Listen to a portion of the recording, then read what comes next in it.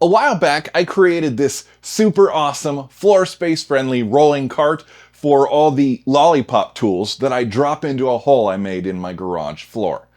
GarageFab viewers saw it and said, "Wow, that's cool, but it would be a lot cooler if you trimmed off all the tool posts and the heads would use one common post, and then build a rack for those heads on the wall instead of a rolling cart so that it doesn't take up any floor space." That would be cooler, and so I did. I saw that it was good, the evening passed, the morning came, and after the second video, GarageFabbers said, "You should turn the old rolling base into a sheet metal rack." And that's what we're doing today.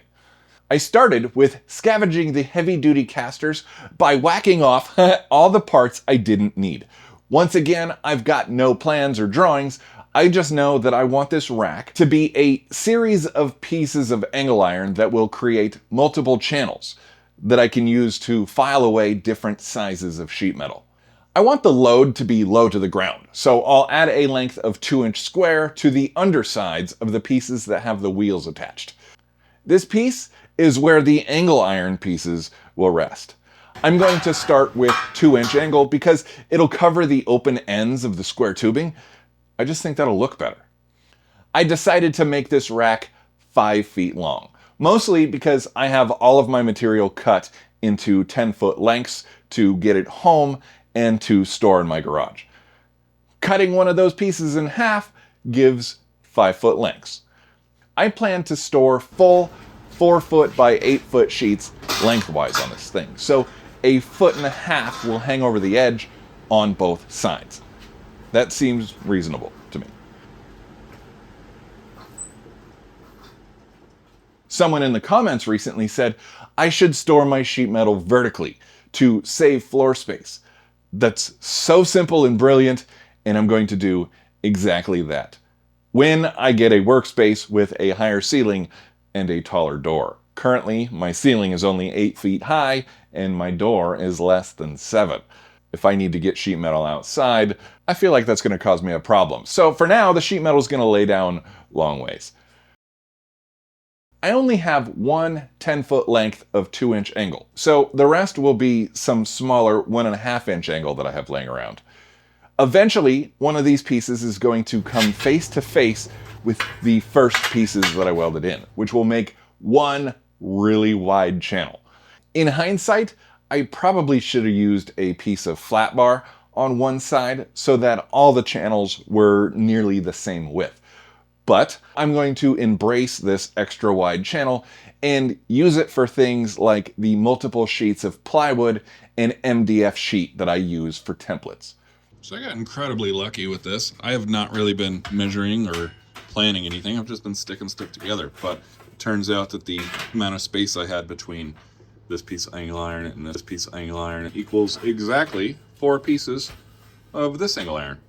Yeah, I didn't plan that. I'm not that good.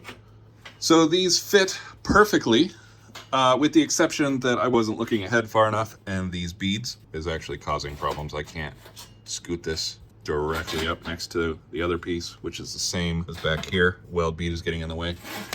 So I either need to cut this weld bead off, or what I'd rather do is massage the back corner of these with a flap disc, basically contour them around that weld bead. I just think that'll be a little bit easier.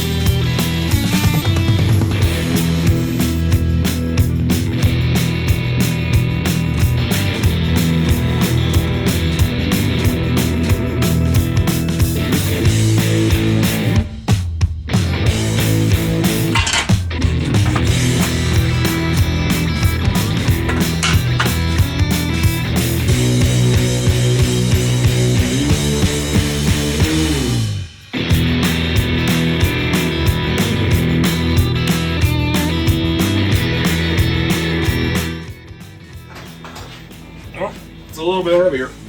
Just a little bit. It's all together, and I see some gaps, and gaps seem to me like they would be a nightmare with sheet metal. Imagine a heavy piece of sheet metal falling into that gap, getting stuck. You're all by yourself. This whole thing is rolling around. I gotta get rid of these gaps.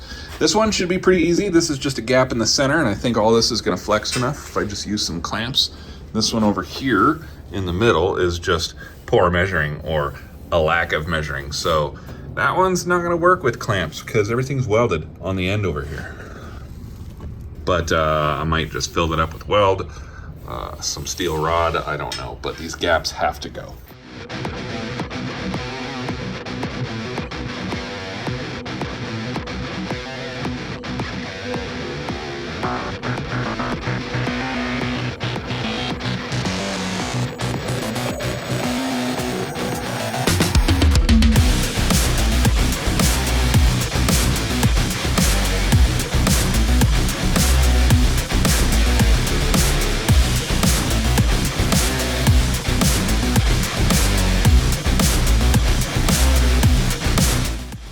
As always, I like to trim off sharp corners. It makes stuff look more finished, prevents injury on some things, and on this, it might lessen the chance of putting a nice big scrape in some sheet while trying to slide it out. Also, it only takes like 2 minutes.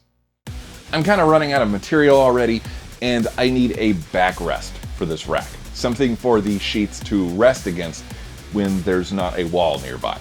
I've got 6 feet of 1x1 angle and like 4 feet of 1x1 square tube that I can probably make something out of.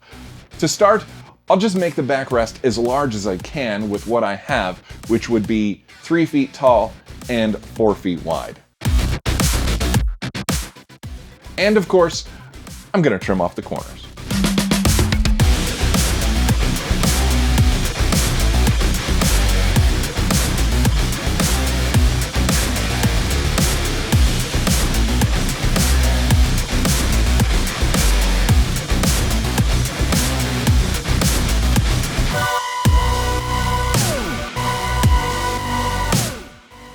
My remedy for the gap in this one channel is just a bunch of tack welds, and I'm actually really proud of this because normally I just spend way too much time on stuff that just doesn't matter.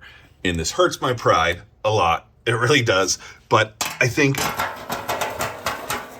that these spot welds are all that's really necessary to, oh, I'm already seeing a problem. Well,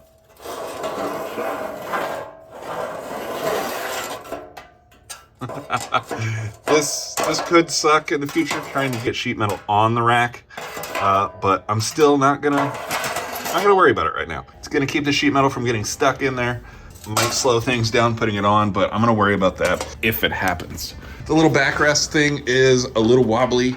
This I'm pretty sure I can fix with some gussets down at the bottom, but I don't want to mess with this right now either because I was originally going to lean this back, but if I lean this all the way back so that it touches the wall, the sheet metal that goes up a foot higher will actually touch the wall, and I don't want that. So I'm going to leave that just the way it is right now, all floppy, until I get some metal on there and see if I actually want to lean it back. Then I'll stiffen it up.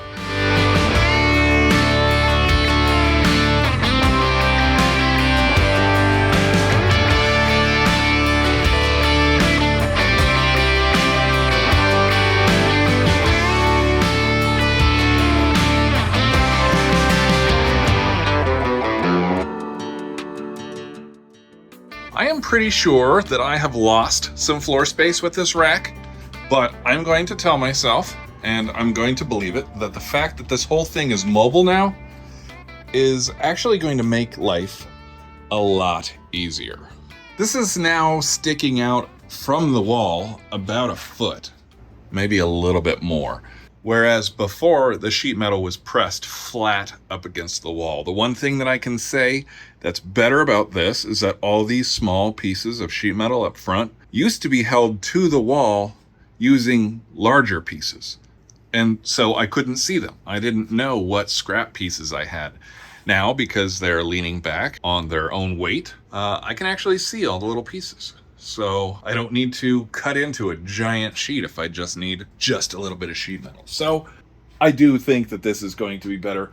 And that support in the back that I was talking about potentially leaning towards the wall, I decided I'm not going to do that because currently I have a little bit of space back there for random things. I got some tools that I don't often use, but I don't have another place to put them. So there are a few things hiding back behind all this because there is some space, and that's okay. If I need to get them, I can just move all this sheet metal out of the way. So those of you that said that I should turn the base from this old rack into a sheet metal rack, thank you. I think I'm going to be happy with it. I know I don't sound like it, but I think I'm going to be really happy with it. So until the next one, my friends.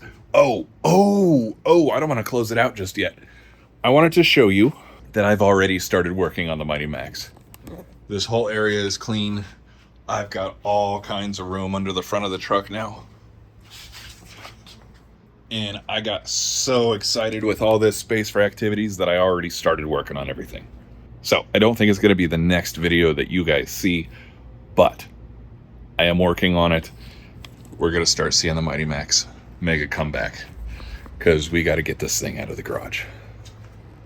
Thanks again, guys. And until the next one, keep moving forward.